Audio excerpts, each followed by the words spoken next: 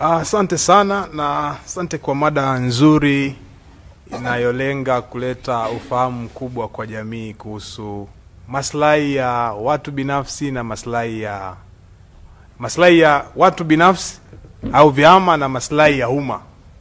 Sasa ukitizama mada yetu inajaribu kutuonesha, je, wagombea au vyama vinaweka maslahi ya watu mbele?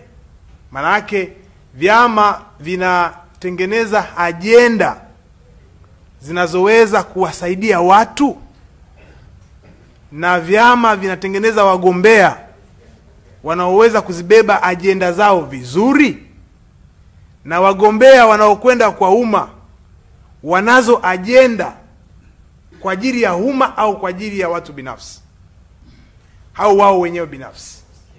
Sasa wakati mimi nilipopewa mada hii kuiangalia, nilitizama engo tatu. Kwanza nilikumbuka wakati mmoja mwaka 95 katika kupekua nikakutana na hotuba ya Mwalimu Nyerere hakikionya chama au akikielekeza chama ni mgombea wa namna gani inabidi apatikane kwa rais kipindi hicho. Aliweka msingi wa hili tunalolisema. Alitizama Tanzania na akasema maneno machache ambayo mimi imenipendeza leo kuyatumia. Akasema atasema mambo matatu, baadaye akasema manne. Akasema la kwanza, Watanzania hawataki mtu wa rushwa. Na akasema maneno mengi, lakini mwisho akasema mkimteua muwe hamna wasiwasi wala mashaka kama ni mla rushwa, na kama kweli anaweza kupambana na rushwa. Akasema la pili, akasema nchi hii ni wakulima na wafanyakazi.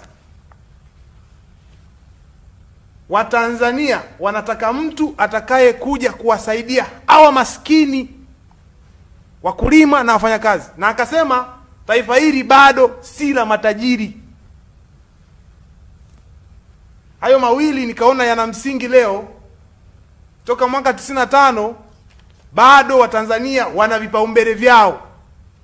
Sijajua kama kipaumbele chetu mwaka 25 kitakuwa ni rushwa au kitakuwa ni umaskini. Sasa Watanzania wenyewe watasema. Mimi kwa nafasi ya mchambuzi, mimi najaribu kutizama kwa mapana kwamba lazima Watanzania wawe na vipaumbele, na lazima wagombea wawe na vipaumbele, na lazima wapimwe. Katika hotuba hiyo Mwalimu Nyerere alimaliza kwa kusema, kula yenu nyinyi wajumbe wa mkutano mkuu huu ndio inayoweza kumleta mtu sahihi.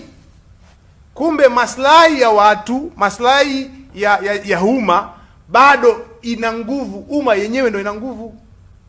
Umma wenyewe ndio unaamua mgombea wao na kiongozi wao hawe wa aina gani, kwa sababu wanaishi naye, wanamjua, na wakati anapoenda kujinadi wanamuona anajinadi nini. Kwa hiyo hawa wagombea wengine wawe na maslahi binafsi au vyama viwe na maslahi binafsi, lakini umma wenyewe wa Watanzania lazima ujue unataka nini.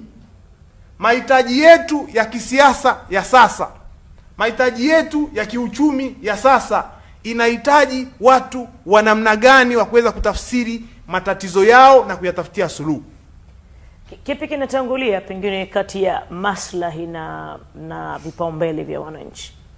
Kwa mtizamo wako tu unavyotizama siasa za nchi hii, zimeanza miaka mingi toka vyama vingi vimeanza. Kinachotangulia lazima viwe vipaumbele vya mwananchi. Mwananchi lazima hawe na vipaumbele kusudi maslahi ya yule anayetaka kuvipeleka vile vipaumbele. Vile vipaumbele kwanza ndio maslahi yake ya kwanza. Kutizama kwamba hawa watu hawana maji, hawa watu hawana ajira, hawa watu hawana barabara, hawa watu hawana maradhi, hawa watu wanahitaji mtu wa kuweza kutafsiri miradi mikubwa iliyojengwa kwa awamu zote hizi kugeuka kuwa fursa kwao.